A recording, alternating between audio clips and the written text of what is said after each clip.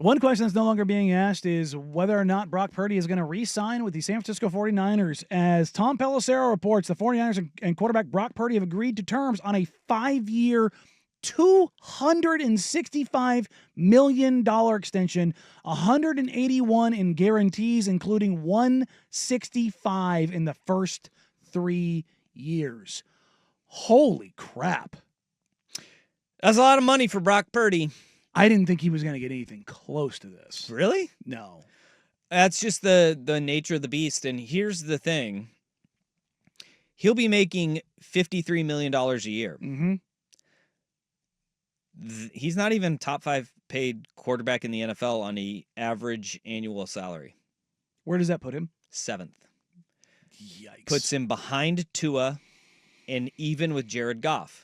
So when you put it in those terms, think of it that way. The way that the NFL's salary cap is going to be going up. We just talked about this yesterday. Was it $23 billion the league made last year? That number in 5 years could be upwards that projections. I mean, realistically, 30, 33. Yeah. And if you're paying your starting quarterback, that the numbers are just going to keep on going up, up, and up. He's behind Dak Prescott, Joe Burrow, Josh Allen, Jordan Love, Trevor Lawrence, Tua Tagovailoa. Who's behind him? Jared Goff. I mean, like, who Patrick Mahomes is behind him. Yeah. But Patrick Mahomes also Earlier signed in 10 a years. $500 million deal to stay with the Kansas City Chiefs, to where they set that up to keep a window open, move money around, move the money further and further down. So it's actually very smart, and that's how the window will stay open for the Chiefs, as hard as it's going to be. But it makes it so they can have a window to win championships, and then when Patrick Mahomes is long gone, they're going to be paying a hefty price tag for the greatness that this run and era of the Chiefs has been. But for a guy like Brock Purdy, I don't blame him one bit for wanting that money, because of the fact that he got paid $3 million. He led that team to a Super Bowl as their quarterback and was getting paid less than a majority of the starting quarterbacks in the college football playoff were last year. But you also don't pay a guy for what he's done. You pay a guy for what he can do. And I don't know if you should be paying Brock Purdy top 7 money. I wouldn't. He is in a system that has been wildly successful. I think this says a lot about how Kyle Shanahan thinks of Brock Purdy. Sure. He has his limitations, and boy, we're going to see how different they look this year without Deebo Samuel, because every time Deebo gets hurt and he goes out of the lineup, they look a little clunky. And McCaffrey's certainly not getting any healthier. It's because they lean on him so much, game planning wise. Kyle Shanahan's had no issue moving on from quarterbacks in the past. You're not wrong. And so for him to say, no, this is going to be the guy, he's going to attach his wagon to Brock Purdy. It is a ton of money. And he has had some of the best, if not the best collection of weapons in the NFL over his time. But when you pay your quarterback $53 million, you're going to have to make tough choices in a lot of other places. And the 49ers have already been doing that. So he's going to have to carry it now. He's not perfect, and he's not a guy that you reset the market with, but they didn't. They didn't even come close to that. No. What's Dak's number? 60. And that's so much. And I don't like Dak. Dak's a better quarterback than Brock, but by a lot for me. I don't think so.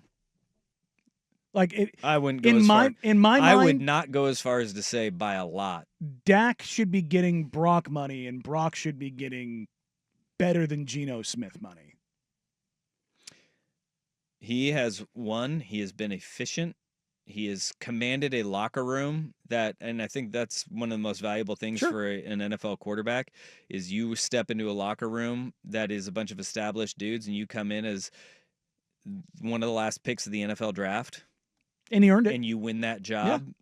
Yeah. And it's what he does between the ears that is way better than any of his physical traits. Sure. And that's where he's miles ahead of Dak Prescott. I don't disagree in that. And that is more than half the battle when you get to the NFL and playing quarterback. It's just very interesting the way that the 49ers have structured things, because they have been a team that has tried to avoid this and keep these windows.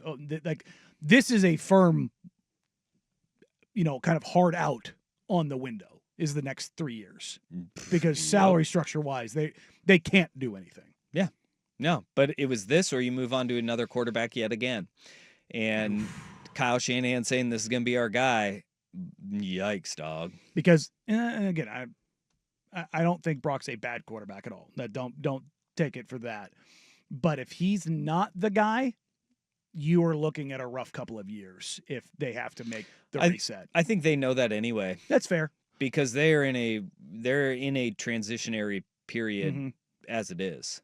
That's the hard part about the NFL. And so at least have the quarterback under contract because you can make the other changes around it. And then when he does come off in 3 years, if he's not the guy. Well, and when you pay him during this portion of it, it can become more affordable. Look, $181 million is all that's guaranteed, which is a lot of money. I would like $181 million guaranteed. With almost all of that guaranteed up front in the first 3 years. But they are not guaranteeing $265 million of his deal. And so I think that does make a little bit more sense.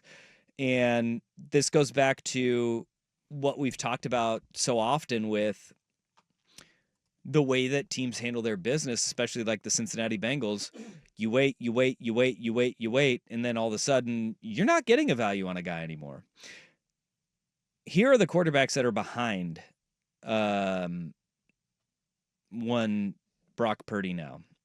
Justin Herbert on average annual salary. Justin Herbert, Jalen Hurts, Patrick Mahomes, Matthew Stafford, Baker Mayfield. Other than that, rookie scale guys that are going to be getting far more money when they are up. But that is where those are the guys that are behind him that you sit there and you go, yeah, they're better than Brock Purdy. Herbert, Hurts, Mahomes, Stafford, and Baker Mayfield. That's where he's at. I mean, I take all those quarterbacks over Brock.